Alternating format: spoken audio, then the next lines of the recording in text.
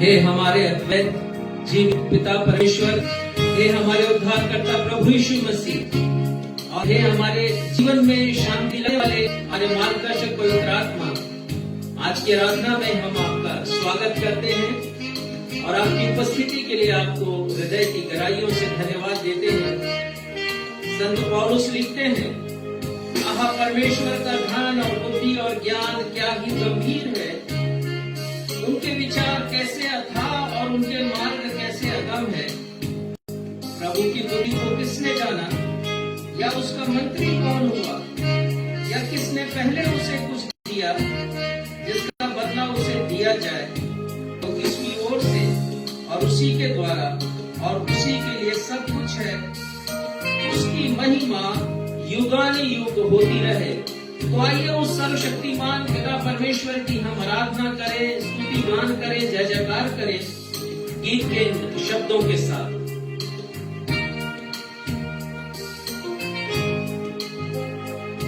तेरे आदर और महिमा तुझे,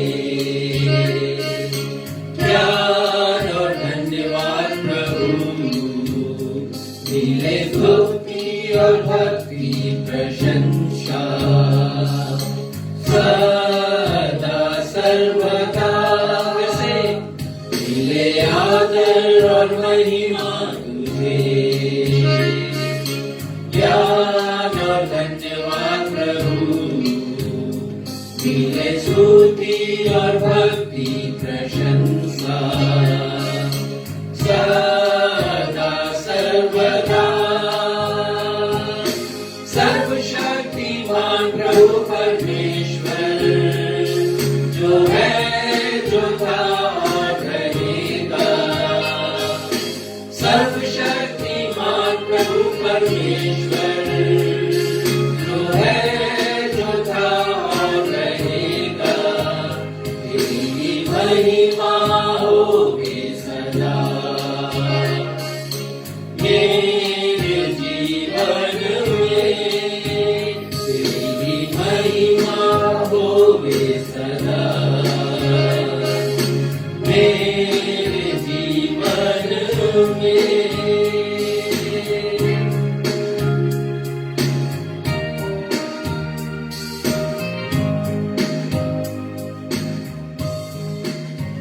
shower of grace ministry Jodhpur Rajasthan के द्वारा आयोजित नवजीवन एवेंजलिकल चर्च बिलासपुर छत्तीसगढ़ की इस 88th ऑनलाइन आराधना में मैं आकांक्षा सक्षम मसीह आप सभी प्रभु भक्तों का अपने उद्धारकर्ता प्रभु यीशु मसीह के अतुल्य नाम में स्वागत करती हूँ एवं आपको जय यीशु, यीशु सहाय, सलाम, शालोम, प्रेज द लॉर्ड और जय मसीह की कहती हूँ। जय मसीह। आज के इस सुअवसर के लिए जो हमें परमेश्वर पिता की बड़ी कृपा और अनुग्रह से मिला है, तहे दिल से उनका शुक्रिया अदा करती हूँ। साथ ही मैं नवजीवन एवेंजलिकल चर्च बिलासपुर की ओर से पास्टर लैमुएल जोशुआ को आभार प्रदर्शन करती हूँ कि उन्होंने हमारी कलीसिया को आज शावर ऑफ ग्रेस मिनिस्ट्री की ऑनलाइन आराधना के लिए आमंत्रित किया। आप सभी दर्शकों को भी आज की ऑनलाइन लाइव आराधना में आपकी उपस्थिति के लिए धन्यवाद देती हूँ। परमेश्वर पिता आप सभी को स्वर्गीय आशीषों से परिपूर्ण रखे। हम सब कहें आमीन। आमीन। आइए अब हम सब मिलकर अपने क्वायर डायरेक्टर श्री सक्षम मसीह की अगुवाई में गीत गाकर अपने उद्धारकर्ता प्रभु यीशु मसीह की स्तुति करें। और गीत के शब्द हैं, तेरी ही नाम की गाते हैं स्तुति, मिलकर सारे स्वर्ग में।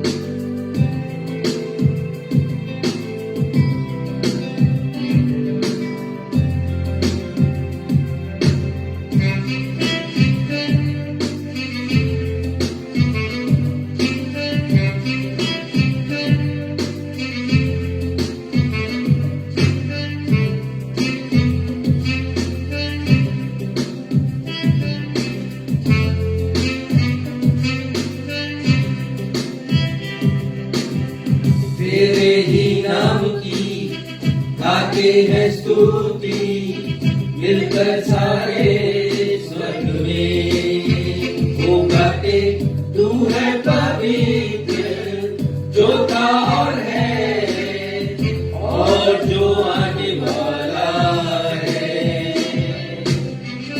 आदर और महिमा मिले तुझे ही, योग्य तू ही सदा।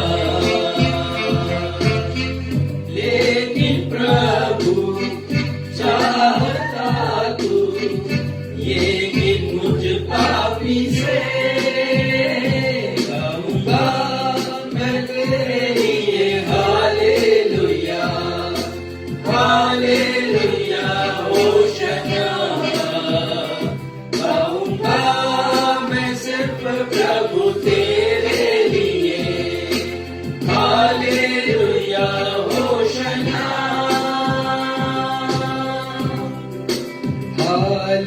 Hallelujah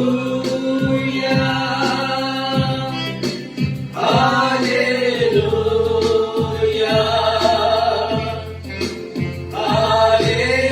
hallelujah hallelujah. Thank you, Jesus. Thank you, Jesus. Thank you, Jesus. Thank you, Jesus.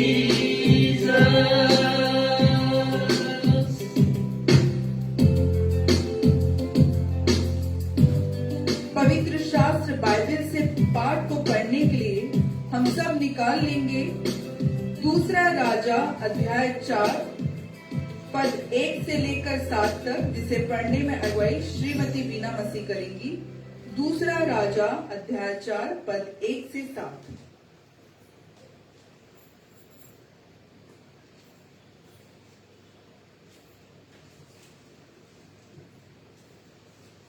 आप सबों को प्रभु यीशु के मधुर नाम में जय मसीह की। जय मसीह की। मैं आपके सामने धर्मशास्त्र के पुराने नियम से पढ़ लूंगी। दूसरा राजा उसका 4था अध्याय पद 1 से 7 तक। यहाँ पर यूं लिखा है, भविष्यवक्ताओं के चेलों की पत्नियों में से एक स्त्री ने एलीशा की दुहाई देकर कहा, तेरा दास मेरा पति मर गया और तू जानता है कि वह यहोवा का भय मानने वाला था, पर जिसका वह कर्जदार था वह आया है कि मेरे दोनों पुत्रों को अपने दास बनाने के लिए ले जाए। एलीशा ने उससे पूछा, मैं तेरे लिए क्या करूं? मुझे बता कि तेरे घर में क्या है? उसने कहा, तेरी दासी के घर में 1 हांडी तेल को छोड़ और कुछ भी नहीं है। उसने कहा, तू बाहर जाकर अपनी सब पड़ोसियों से खाली बर्तन मांग लिया और थोड़े बर्तन न लाना। फिर तू अपने बेटों समेत अपने घर में जा और द्वार बंद करके उन सब बर्तनों में तेल उंडेल देना और जो भर जाए उन्हें अलग रखना। तब वह उसके पास से चली गई और अपने बेटों समेत अपने घर जाकर द्वार बंद किया। तब वे तो उसके पास बर्तन लाते गए और वह उंडेलती गई। जब बर्तन भर गए तब उसने अपने बेटे से कहा, मेरे पास एक और भी ले आ।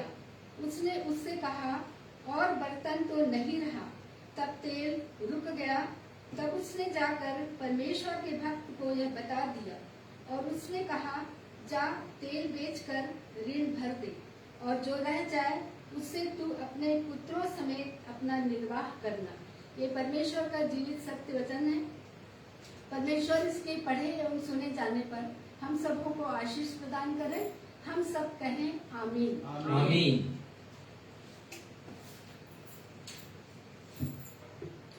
अब हम सभी के लिए अवसर होगा कि हम परमेश्वर पिता से प्रार्थना करें और प्रार्थना में अगुवाई भाई क्षितिज मसीह करेंगे।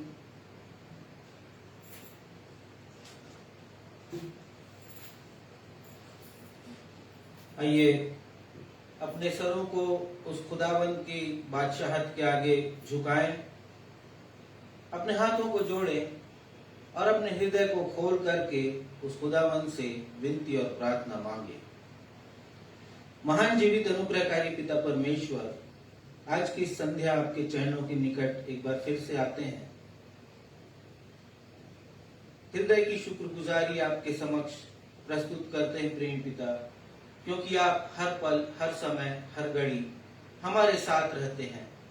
अपने पंखों की ओट में हमें छांव देते हैं और संसार की सारी बुराइयों से बचा करके रखते हैं प्रेम पिता।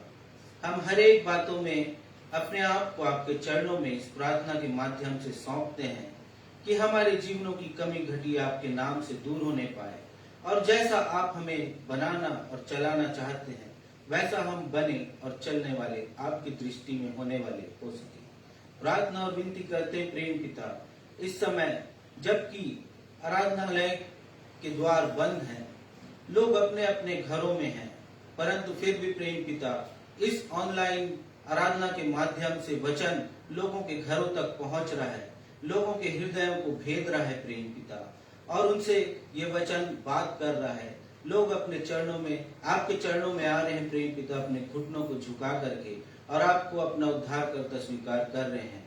ये वचन की सामर्थ्य है प्रेम पिता, क्योंकि वचन कभी छुप नहीं सकता। हम प्रार्थना और विनती करते हैं इस ऑनलाइन आराधना के माध्यम से न सिर्फ हम प्रेम पिता पर हर एक दर्शक जो इन्हें देख रहे हैं और आने वाले समयों में देखेंगे, वे आपके नाम को महिमा और सजदा देने वाले हो सके प्रेम पिता। हम प्रार्थना करते हैं आज की इस आराधना के लिए, आज के वचन के जो बीज यहाँ से बोया जाएगा प्रेम पिता, होने दीजिए कि उस वचन के बीज के बोए जाने से पहले आपकी पवित्र आत्मा की अगुवाई हर एक दर्शकों को मिलने वाली हो सके प्रेम पिता, ताकि हमारे हृदय उपजाऊ बने। जब ये बीज बोया जाए तो पवित्र आत्मा की सामर्थ्य से परिपूर्ण होकर ये अंकुरित हो प्रेम पिता और 100 गुना फल लाने वाला हो सके, और न सिर्फ हमारा जीवन परंतु हमारे आसपास जो हमसे जुड़े हुए हैं उन हर एक का जीवन बचाया जाने पाए प्रेम पिता। हम प्रार्थना और विनती करते हैं पास्टर लैमुएल जोशुआ एवं उनके परिवार के लिए प्रेम पिता। हम प्रार्थना करते हैं उनकी कलीसिया और उनकी मिनिस्ट्री शावर ऑफ ग्रेस के लिए प्रेम पिता। जो विजन आपने उन्हें दिया है प्रेम पिता, उस विजन को लेकर के वे आगे बढ़ रहे हैं, और ये क्या ही आनंदित बात है प्रेम पिता कि हम एक दूसरे से इस ऑनलाइन आराधना के माध्यम से जुड़े हुए हैं कि हम एक मन और एक चित होकर के आपके नाम को महिमा देने वाले हो सकते हैं प्रेम पिता। आपने हमें चुना है, होने दीजिए प्रेम पिता कि उनकी मिनिस्ट्री, उनकी कलीसिया, उनके जीवन के द्वारा आपके नाम को बहुतायत की महिमा मिले प्रेम पिता, और वे आपकी ठहराई हुई वाचा के अनुसार आशीषित और फलवंत होने वाले हो सके प्रेम पिता। प्रार्थना और विनती करते हैं उनकी कलीसिया के समस्त सदस्यों के लिए प्रेम पिता, जो उनके साथ जुड़े हुए हैं और आपकी आराधना स्तुति करते हैं। हर एक जन आपके द्वारा आशीषित होने वाला हो सके प्रेम पिता। हम प्रार्थना करते हैं ब्रदर संजीव एवं उनकी पत्नी बहन रीटा ठक्कर के लिए, जिनके माध्यम से हमारी कलीसिया को ऑनलाइन आराधना के प्रसारण का अवसर मिला है प्रेम पिता। हम प्रार्थना करते हैं उनके द्वारा की जा रही सेवकाई के कार्यों के लिए प्रेम पिता। उन दोनों पति पत्नी को हम आपकी निकटता में लाते हैं प्रेम पिता, जबकि वो बीते बहुत वर्षों से आपके नाम के प्रचार के और सुसमाचार के फैलाव के काम में जुटे हुए हैं प्रेम पिता, और अपने पूरे परिवार के साथ वे इस काम को करते हैं। होने दीजिए प्रेम पिता, वे भी आपके द्वारा आशीषित होने वाले हो सके। हम प्रार्थना और विनती करते हुए अपने पासबान को आपके समक्ष लाते हैं प्रेम पिता। जब वे वचन का बीज बोए तो पवित्र आत्मा की सामर्थ्य से बोने वाले हो सके प्रेम पिता। जबान उनकी हो परंतु शब्द आपके हो प्रेम पिता।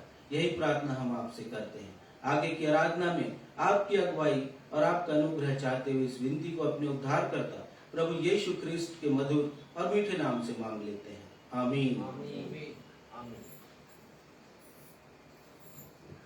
आइए अब हम सब परमेश्वर के अभिषिक्त दास, हमारे कलीसिया के पास्टर इंचार्ज रेवरेंड राजेश मसीह से आत्मिक ऊर्जा प्राप्त करने के लिए संदेश सुने, और संदेश का विषय है जीवन के मुश्किल हालातों में हमें साहस नहीं खोना चाहिए, क्योंकि परमेश्वर हमारी सामर्थ है। We must not fail under the pressure of life, as God is our strength.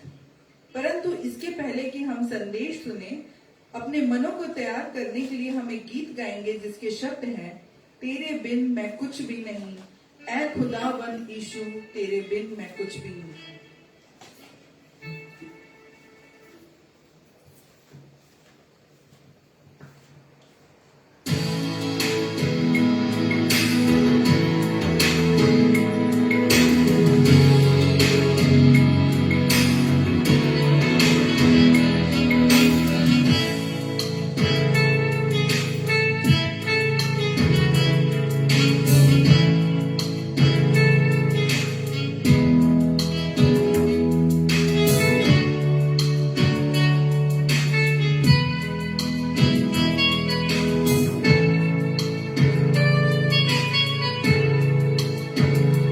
तेरे बिन मैं कुछ भी नहीं, तेरे बिन मैं कुछ भी नहीं, है खुदावंद यीशु तेरे बिन मैं कुछ भी नहीं। फिर से, तेरे बिन मैं कुछ भी नहीं, कुछ भी नहीं, तेरे बिन मैं कुछ भी नहीं, कुछ भी नहीं, है खुदावंद यीशु तेरे बिन मैं कुछ भी नहीं। ओ यीशुआ, यीशुआ करूं आराधना, आराधना, हाथों को अपने उठा कर तुझे दूं महिमा। ओ यीशुआ, यीशुआ करूं आराधना, करूं आराधना, हाथों को अपने उठा कर तुझे दूं महिमा।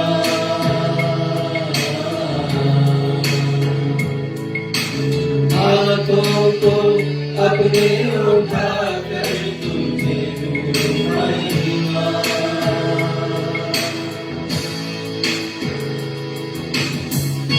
इस पद की पंक्तियों को ध्यान से सुनिएगा, क्योंकि इस पद की पंक्तियां हमारे संदेश से, आज के संदेश से ताल्लुक रखती हैं।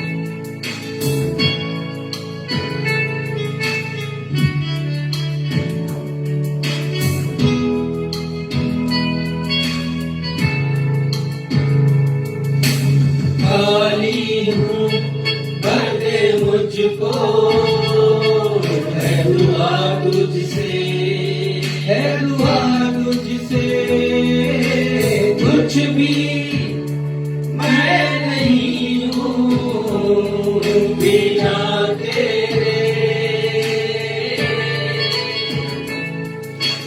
खाली हूँ भर दे मुझको, है दुआ तुझसे, है दुआ तुझसे, कुछ भी मैं नहीं हूँ बिना तेरे। ओ यीशुआ, यीशुआ करूं आराधना, करूं आराधना, हाथों को अपने उठा कर तुझे दूं महिमा। ओ यीशुआ, यीशुआ करूं आराधना, करूं आराधना, हाथों को अपने उठा कर तुझे दूं महिमा।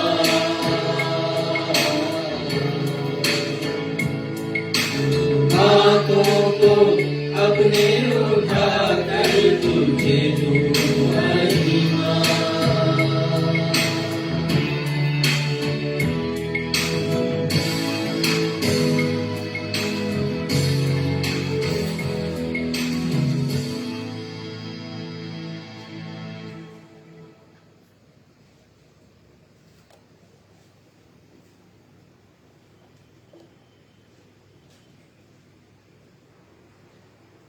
मैं एक बार पुनः अपने प्रिय पास्टर जोशुआ लैमुएल को हृदय से धन्यवाद देना चाहता हूं।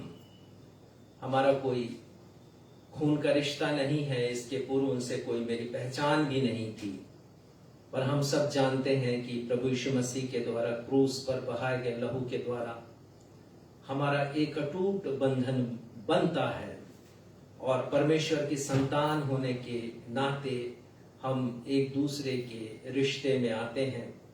परमेश्वर पिता को उनके द्वारा की जा रही सेवकाई के लिए मैं हृदय से धन्यवाद देता हूं और इस अवसर के लिए जिसे उन्होंने हमें प्रदान किया, मैं उनके लिए आशीष की प्रार्थना करता हूं, उनके परिवार के लिए, उनके मिनिस्ट्री के लिए, उनकी कलीसिया के लिए। साथ ही साथ मैं अपने प्रिय भाई संजीव ठक्कर को धन्यवाद देना नहीं भूलूंगा, जिनका कुछ समय पहले मेरे पास एक फोन कॉल आया और उन्होंने कहा कि क्या आप इस ऑनलाइन मिनिस्ट्री के लिए तैयार हैं, और मैंने आपका परिचय दिया है। मैं इस बात के लिए परमेश्वर पिता की महिमा करता हूं कि उन्होंने हमारे कुछ और संबंधी ऐसे बनाए हैं प्रभु यीशु मसीह के क्रूस पर बहाए रक्त के द्वारा, और उनकी पत्नी रीटा के लिए मैं धन्यवाद देता हूं, उनकी सेवकाई के लिए, क्योंकि मैं भी कुछ समय पहले वाइवाम से जुड़ा था और उसकी एक शिक्षा में, उसके एक ट्रेनिंग प्रशिक्षण में मैं शामिल हुआ था, और उनसे जब से वो बिलासपुर आए प्रगाढ़ संबंध है। मिनिस्ट्री में हम एक दूसरे के कोवर्कर हैं प्रभु की दाख की पारी में, और इसके लिए मैं धन्यवाद देता हूं और उनकी मिनिस्ट्री के फलवंत होने के लिए मैं प्रार्थना करता हूं। बेटी आकांक्षा ने आज के विषय को आपके सामने रखा है। जीवन के मुश्किल हालातों में हमें साहस नहीं खोना चाहिए, क्योंकि परमेश्वर हमारी सामर्थ है। बाइबल में एक ऐसी महिला का उल्लेख है जिसने मुश्किल हालातों में, जीवन के मुश्किल हालातों में अर्थात दुखों में, तकलीफों में, कष्टों में, मुसीबतों में, विपत्तियों में, परेशानियों में साहस नहीं खोया, अपना हौसला नहीं खोया, इसलिए क्योंकि उसने परमेश्वर को अपने जीवन में प्रथम स्थान दिया और परमेश्वर की सामर्थ्य पर उसने यकीन किया। हम सबके जीवन में मुश्किल समय आता है, जब जीवन में विपत्तियां, समस्याएं, चिंताएं, बाधाएं और विषम परिस्थितियां आती हैं। जब हम इनसे होकर गुजरते हैं, तब हमारा दृष्टिकोण, हमारा नजरिया इन समस्याओं के प्रति कैसा होता है, हमारा व्यवहार कठिन परिस्थितियों में कैसा होता है, मसीही व्यवहार जिसकी अपेक्षा परमेश्वर पिता करते हैं वो कैसा होता है।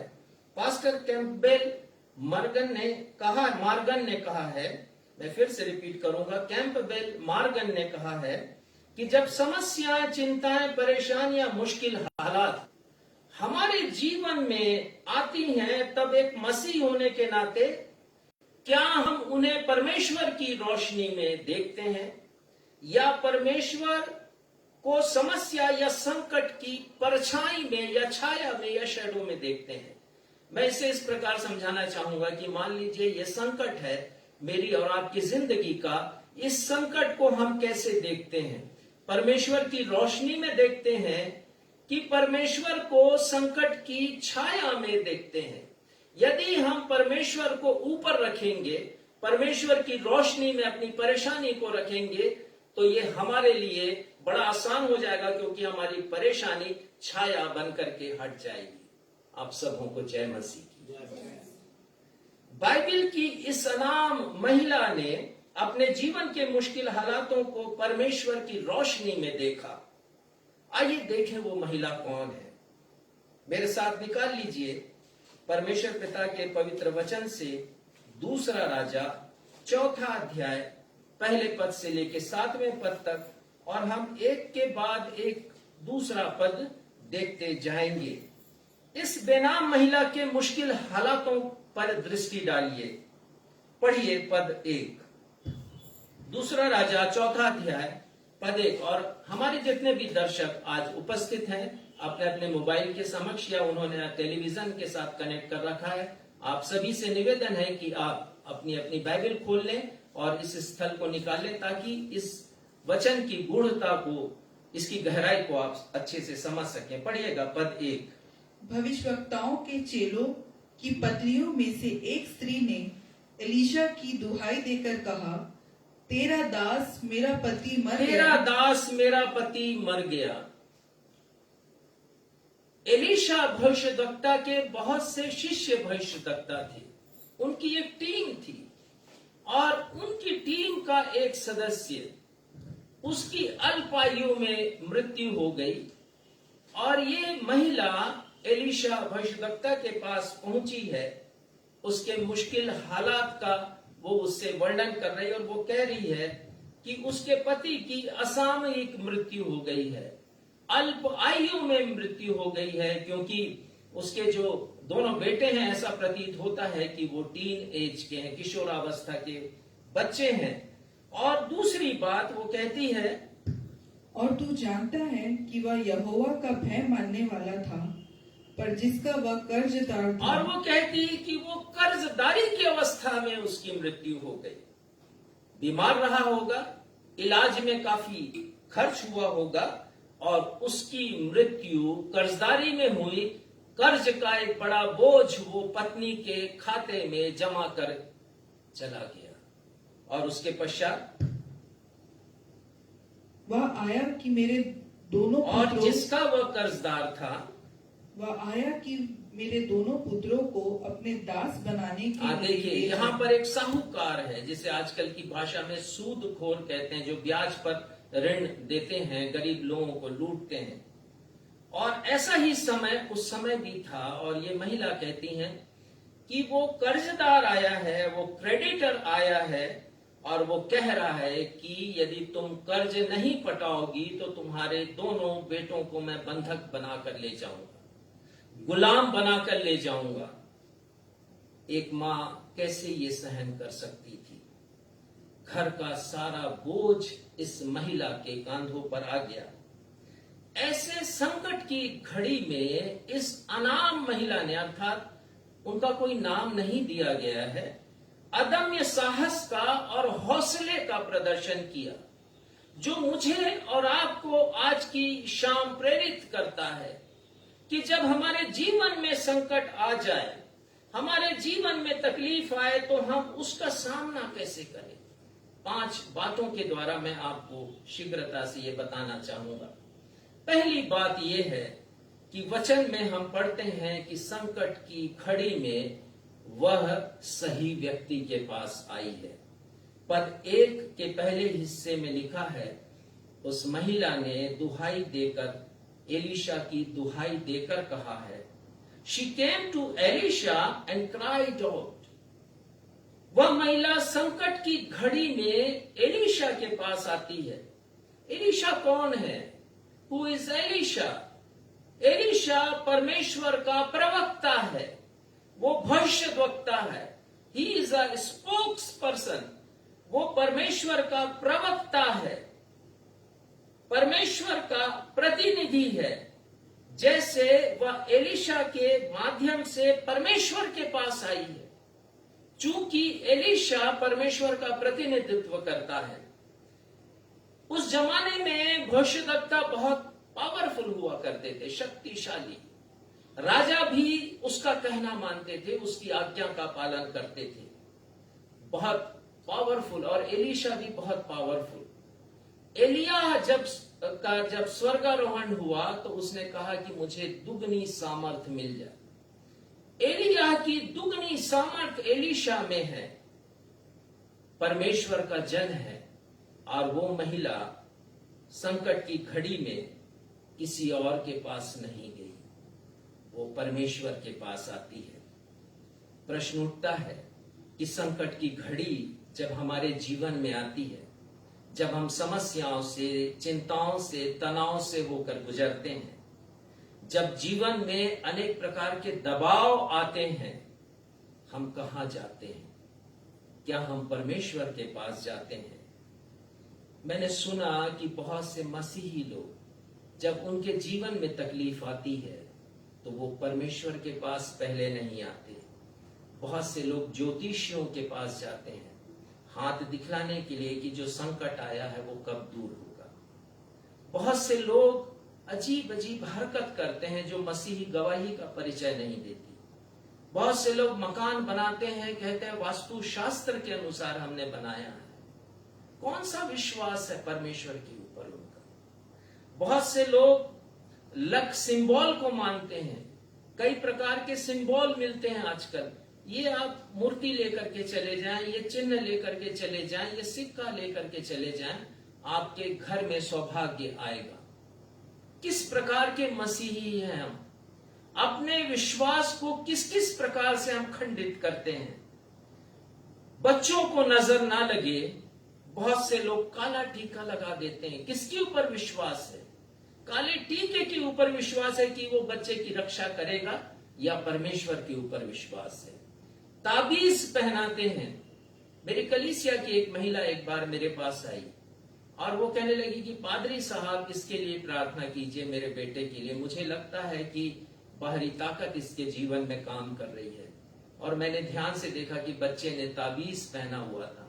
मैंने कहा किसकी सामर्थ के ऊपर आप यकीन करती हैं, परमेश्वर की सामर्थ या इस ताबीज के सामर्थ के ऊपर?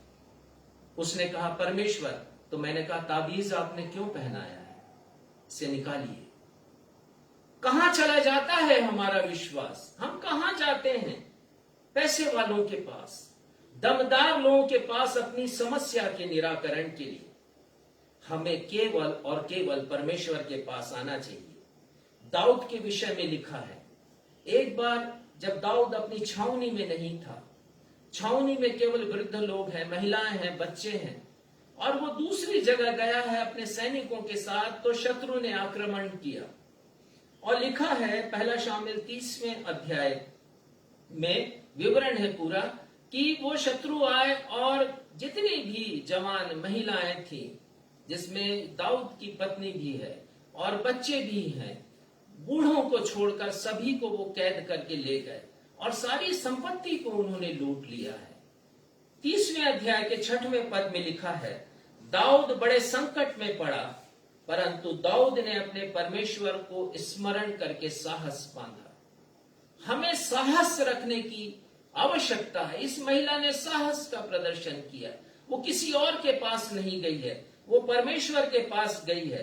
भजन संहिता 46 उसके पहले पद में कोरह वंशी का लिखा हुआ ये भजन है, और वो कहते हैं परमेश्वर हमारा शरण स्थान और बल है, संकट में अति सहज से मिलने वाला सहायक।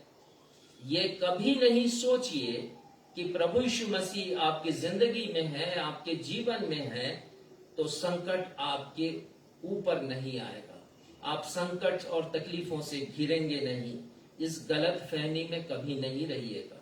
जिस नाव में प्रभु यीशु मसीह थे गलील सागर में, उसी नाव पर तूफान और आंधी का संकट आया, और इतना बड़ा संकट कि वो नाव डूबने लगी। शिष्य घबरा गए। 12 के 12 उनमें से अधिकांश की जिंदगी गलील सागर में बीती थी, और वो कहते हैं कि प्रभु आपको चिंता नहीं, हम नाश हुए जाते हैं। संकट आना आवश्यक है ताकि मेरे और आपके धैर्य की परीक्षा हो सके। मसीही जीवन में संकट आना आवश्यक है कि हमारे विश्वास की परीक्षा हो सके। संकट आना आवश्यक है कि हमारी आज्ञाकारिता को परमेश्वर जांच सके, हम हैं कहां पर। प्रभु यीशु मसीह ने संकट को दूर किया, आंधी और तूफान को और पानी को उन्होंने डांटा। जब वो महिला एलीशा के पास आई और उसने अपनी समस्या बताई, तब एलीशा ने क्या कहा, पढ़िएगा 2 पद। एलीशा ने उससे पूछा, मैं तेरे लिए क्या करूं? मैं तेरे लिए क्या करूं? What shall I do for you? जब आप परमेश्वर के पास अपनी समस्या को लेकर के जाते हैं या जाएंगे, तो परमेश्वर कहेंगे कि बताओ मेरे बेटे, बताओ मेरी बेटी, मैं तुम्हारे लिए क्या करूं, मैं तुम्हारे लिए क्या करूं। और परमेश्वर तुम्हें बोलने का अवसर नहीं देंगे, वो खुद एक मार्ग निकालेंगे, जैसा हम यहाँ पर देखते हैं। एलीशा ने उस महिला को बोलने का अवसर नहीं दिया, खुद ही समस्या का समाधान किया। दूसरी बात हम देखेंगे और सीखेंगे। उस महिला ने यह माना कि जो कुछ उसके पास है उससे संकट का समाधान नहीं हो सकता। उस महिला ने यह माना है कि जो कुछ उसके पास है वो अपर्याप्त है संकट का मुकाबला करने के लिए। बहुत बार हमारे जीवन में भी ऐसी निराशा आती है जब गहन अंधकार छा जाता है हमारे सामने। क्या करें हम? ये बीमारी हमारे परिवार में आ गई है, हमारे परिवार में आर्थिक समस्या आ गई है, हमारे बच्चे बेरोजगार हैं। क्या करें प्रभु हम? ये संकट की घड़ी है।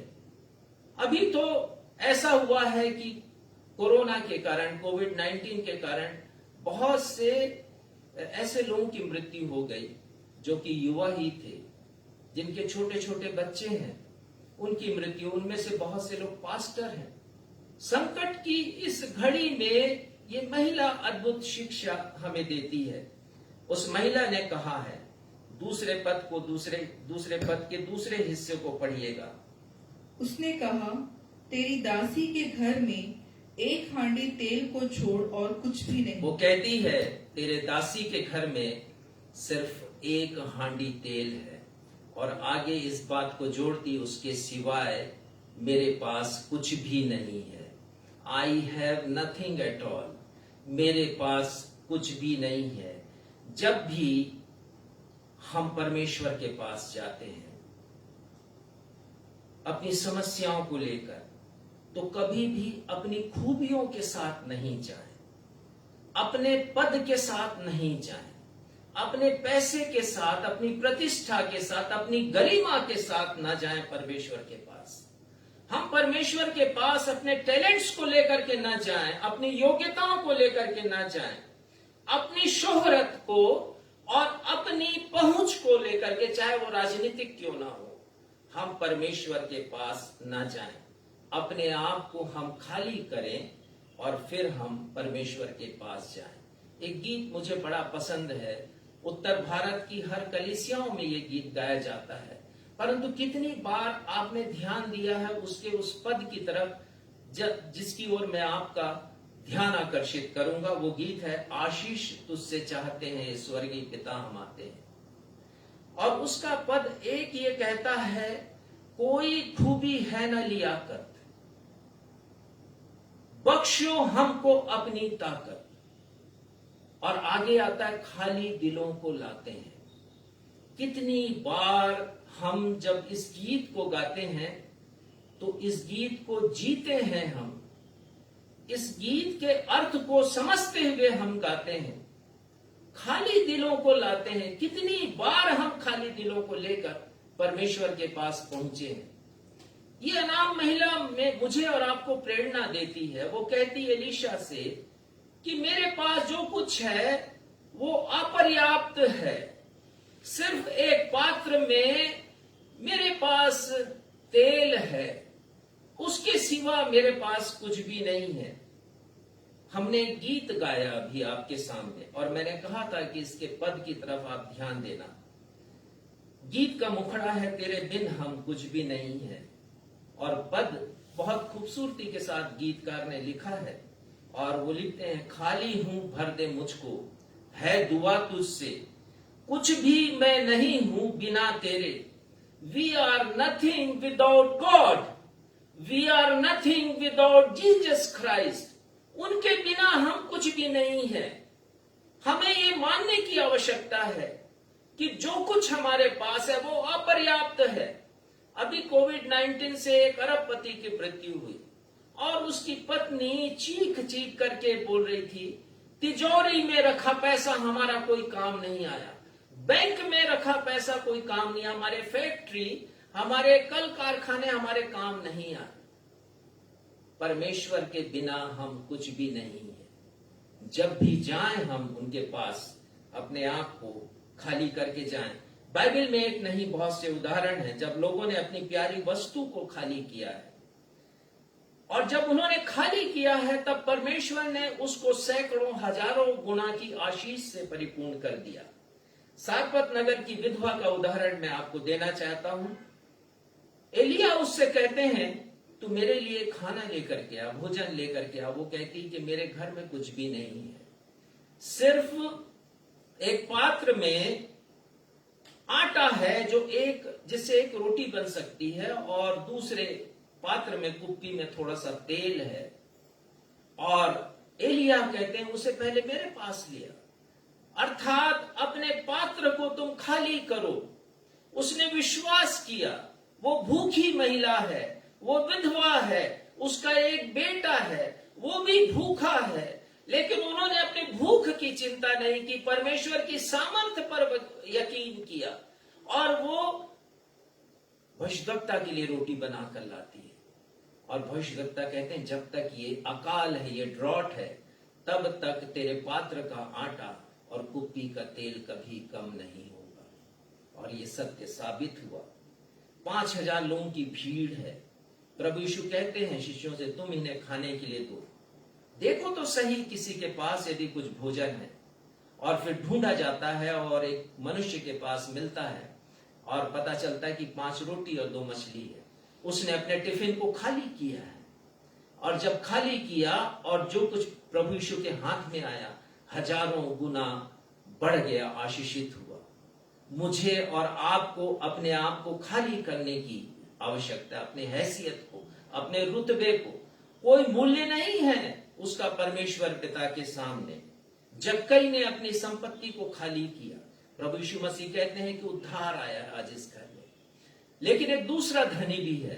प्रभु यीशु मसीह ने कहा अनंत जीवन चाहता है, अपने आप को खाली कर, अपनी संपत्ति दे दे, कंगालों के लिए खर्च कर। इससे लिखा है कि वो उदास होकर के चला गया।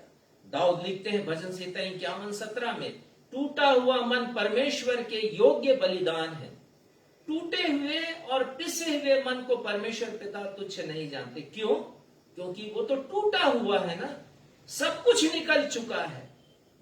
मन की जितनी कड़वाहट है, मन का जितना विष है, मन के जितने पाप हैं, जितने गुनाह हैं, वो तो टूटने के बाद सब निकल चुके हैं। वो कहते हैं परमेश्वर के योग्य वो बलिदान है। मेरे पास कुछ नहीं है कहने का अर्थ क्या है? मेरे पास कुछ नहीं है कहने का अर्थ यह है कि उस महिला ने अपने आप को पूरी रीति से पूर्ण रूपेण भविष्यद्वक्ता के हाथों में दे दिया, अर्थात परमेश्वर के हाथों में दे दिया। कंप्लीट सबमिशन, पूरा समर्पण। और अपने आप को खाली करने का दूसरा अर्थ यह है कि पूर्ण रूप से मैं परमेश्वर की सामर्थ्य पर आश्रित हूं। मैं कुछ भी नहीं हूं, मैं डिपेंड हूं यदि तो परमेश्वर के ऊपर। यही उस महिला ने किया है। तीसरी बात हम देखते हैं, उस महिला का व्यवहार उसके पड़ोसियों के साथ बहुत ही अच्छा था। पढ़िए पद 3 को। उसने कहा, तू बाहर जाकर अपने सब पड़ोसियों से खाली बर्तन मांग ले आ और थोड़े बर्तन ना लाना। तू अपने पड़ोसियों के पास चली जा। तेरे पास हांडी में तेल है, ठीक है, अच्छी बात है। अब तुम एक काम करो, पड़ोसियों के घर में जाओ और खाली बर्तन लेकर के आओ। थोड़े बर्तन नहीं लाना है, ढेर सारे बर्तन लाना। और फिर यहां पर विश्वास की बात है। ढेर सारे बर्तन लाना, खाली बर्तन लाना है, ताकि वो जब उस पात्र से जिसमें तेल रखा हुआ है उसको उंडे ले तो वो भर जाए और एक एक करके सारे बर्तन भर जाएं। और ये आसान कार्य नहीं था। It was not an easy job. पढ़ने में बड़ा आसान लगता है। अपने आप को उस महिला के स्थान पर रखिए और फिर आप समझ जाएंगे कि कितना कठिन काम है। आप जिस वार्ड में रहते हैं, जिस कॉलोनी में आप रहते हैं, जिस मोहल्ले में है, जरा सोचिए। आपको जाना है, आपके बेटों को जाना है, आपके परिवार में जितने लोग हैं सबको जाना है। कितना कठिन काम है ये। लेकिन उसने अपने बेटों के साथ पड़ोसियों के घर से वो बर्तन लेकर के आती है, और उन्हें हर घर में बर्तन मिलते गए, क्योंकि उनका व्यवहार सभी के साथ बहुत अच्छा था। पुराने और नए नियम की एक प्रमुख आज्ञा, दूसरी प्रमुख आज्ञा है अपने पड़ोसी से अपने समान प्रेम कर। उस महिला के परिवार का रिश्ता या संबंध दूसरों से बड़ा सहयोगात्मक था, बहुत फ्रेंडली थे ये लोग। किसी ने कहा, a good relationship always gives good return. एक अच्छा संबंध हमेशा एक अच्छा प्रतिफल प्रदान करता है। ये पावर ऑफ लव है, ये प्रेम की सामर्थ्य है जो काम करती है। आपका संबंध कैसा है पड़ोसियों के साथ? बहुत लोगों का, मसीहियों का संबंध अपने पड़ोसियों से ठीक रहता नहीं। बड़े दुख की बात है। हमें सीखना है इस महिला से। जब वो घर घर गए तो क्या हुआ? उन्हें गवाही देने का अवसर मिल गया। क्या अवसर मिला? लोगों ने पूछा होगा, कैसे संभव है ये कि तुम हमारे घर से बर्तन लेकर जा रहे हो और तुम्हारे पास जो तेल रखा है जिस पात्र में, उसको उंडेलोगे तो ये भरेगा, उसके बाद दूसरा, तीसरा, चौथा, पांचवा, 20, 21, 22 तेज जितने भी बर्तन कैसे भरते जाएंगे? उन्होंने कहा, our God will do that. हमारा परमेश्वर उसे करेगा। उन्होंने कहा, our God is bigger than our problem. परमेश्वर हमारे सोच से, हमारी समस्या से, हमारी चिंताओं से, संकट से बड़ा है। कितनी अच्छी सोच रही होगी उनकी। और इस बात पर आप सभी को जय मसीह की कहना चाहिए। Our God is bigger than our problem. हमारा परमेश्वर हमारी समस्याओं से बड़ा है। परमेश्वर हमेशा हमें कुछ करने के लिए कहते हैं, और जब हम कुछ करते हैं तब आश्चर्य कर्म होता है। बहुत से उदाहरण है बाइबल में, कुछ को मैं देना चाहूंगा। काना नगर के विवाह समारोह में प्रभु यीशु मसीह ने सेवकों से कहा कि इन खाली मटकों को पानी से भर दो। कुछ करना है, तब आश्चर्य कर्म हुआ। और हम सब जानते हैं कि क्या हुआ। लाजर की कब्र पर प्रभु यीशु मसीह ने कहा, पत्थर को हटाओ। कुछ करना है हमें। मुझे और आपको केवल ये नहीं कहना है कि हम विश्वास करते हैं। विश्वास कर्म के बिना अधूरा है। हमें विश्वास यदि हम रखते हैं तो हमें काम भी करना है। 5000 की भीड़ में प्रभु यीशु मसीह ने शिष्यों से कहा, तुम खाने के लिए दो, जाओ जरा ढूंढो तो सही किसी के पास भोजन होगा। बीमार से यीशु मसीह ने कहा, उठ, अपनी खाट उठा और चल फिर। परमेश्वर हमेशा मुझसे और आपसे अपेक्षा करते हैं कि हम कुछ करें, और तब आश्चर्य कर्म होता है। एलीशा ने यह नहीं कहा कि बहन तुम घर जाओ, अपनी आंखों को बंद करो, परमेश्वर से प्रार्थना करो, आमीन बोलो और आंख खोलो और देखो तुम्हारे घर में तो बर्तन ही बर्तन हैं जिनमें तेल भरा हुआ है। वो ऐसा नहीं कहते हैं। क्यों? क्योंकि परमेश्वर, बाइबल का परमेश्वर जादुई परमेश्वर नहीं है। वो आश्चर्य कर्म का करने वाला परमेश्वर है। और ये तब होता है जब हम आज्ञा पालन करते हैं। परमेश्वर की सामर्थ्य तब काम करती है। मेरी और आपकी गवाही क्या होना चाहिए ऐसे समय में? क्या हमारा संबंध हमारे पड़ोसियों के साथ और दूसरे लोगों के साथ अच्छा है? क्या हम कुछ करने के लिए तैयार हैं? चौथी बात, उस महिला ने भविष्यद्वक्ता की आज्ञा का पालन किया। तीसरी बात से जुड़ा हुआ है। 4 को पढ़िएगा।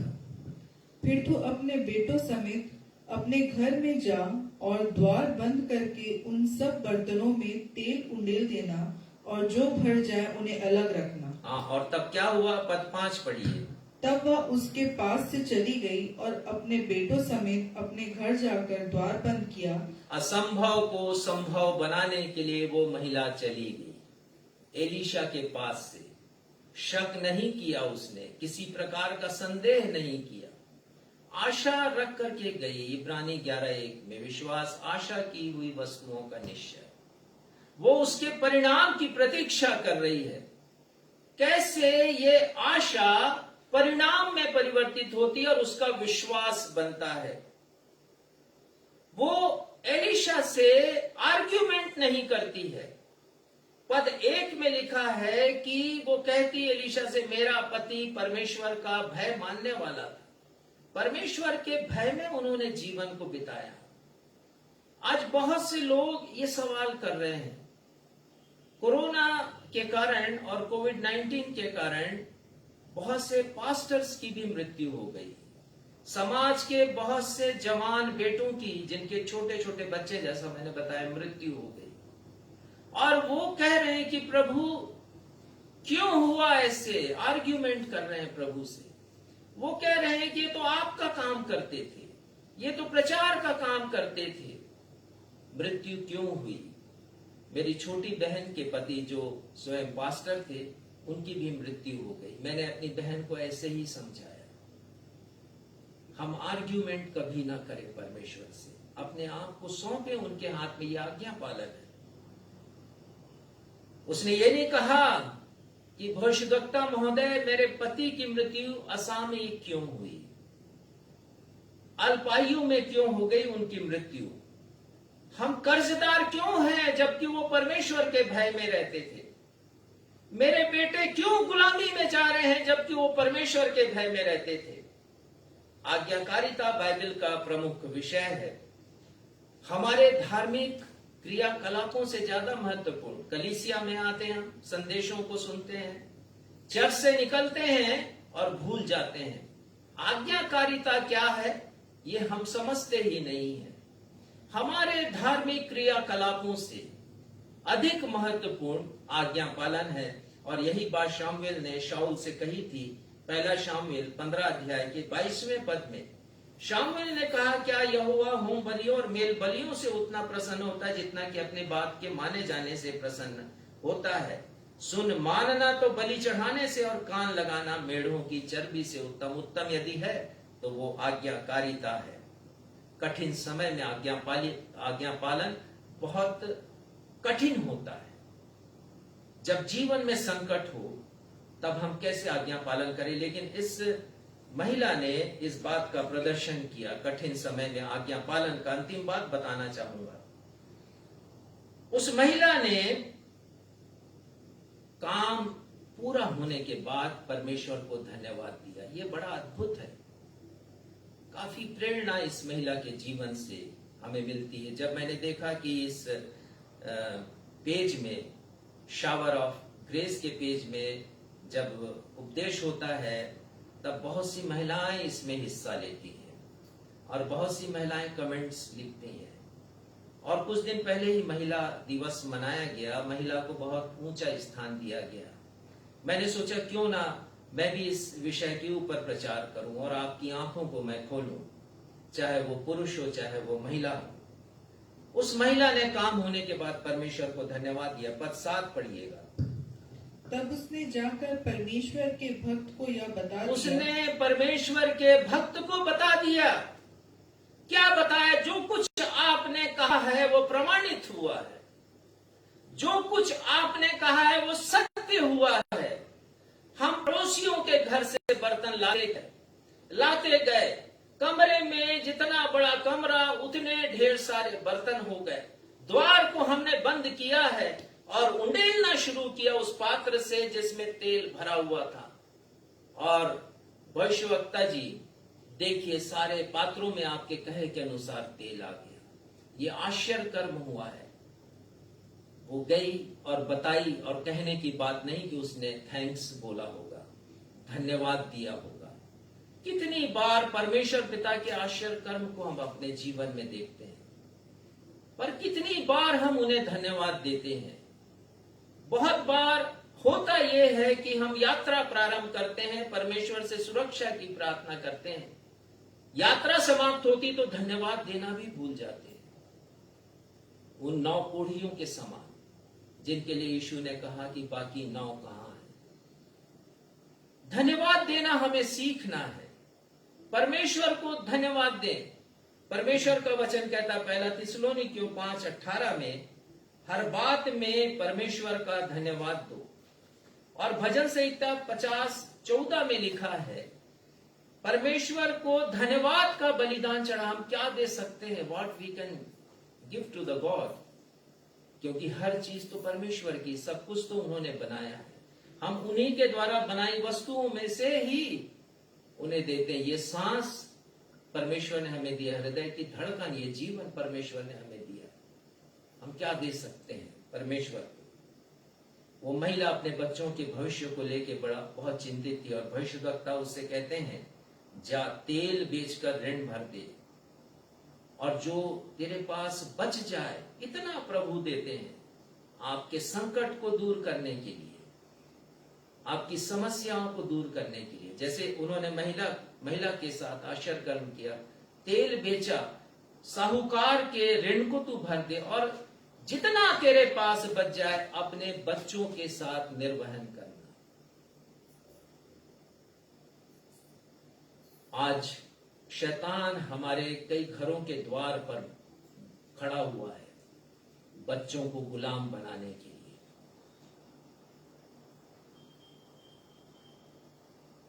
और हमारी क्या प्रतिक्रिया है? हम कैसे इन सब बातों से विजयी हो सकते हैं? ये परमेश्वर का वचन बड़ा हौसला हमें देता है। हम अपने बच्चों के भविष्य के लिए चिंतित हों। ये महिला अपने बच्चों के भविष्य को लेकर के चिंतित थी। बाकी बातें घटित हुई, उसने सह लिया होगा, लेकिन जब कर्जदार आया तब वो परमेश्वर के जन के पास गई, भविष्यवक्ता के पास। हम भी अपने बच्चों के भविष्य को लेकर चिंतित हों, उनके भविष्य की सुरक्षा के लिए हम प्रार्थना करें, परमेश्वर के पास जाएं, उनकी समस्याओं को लेकर के जाएं, उसे परमेश्वर के पास हम रखें। इन 5 बातों के द्वारा परमेश्वर पिता आप सभी को अपनी आशीषों से परिपूर्ण करें।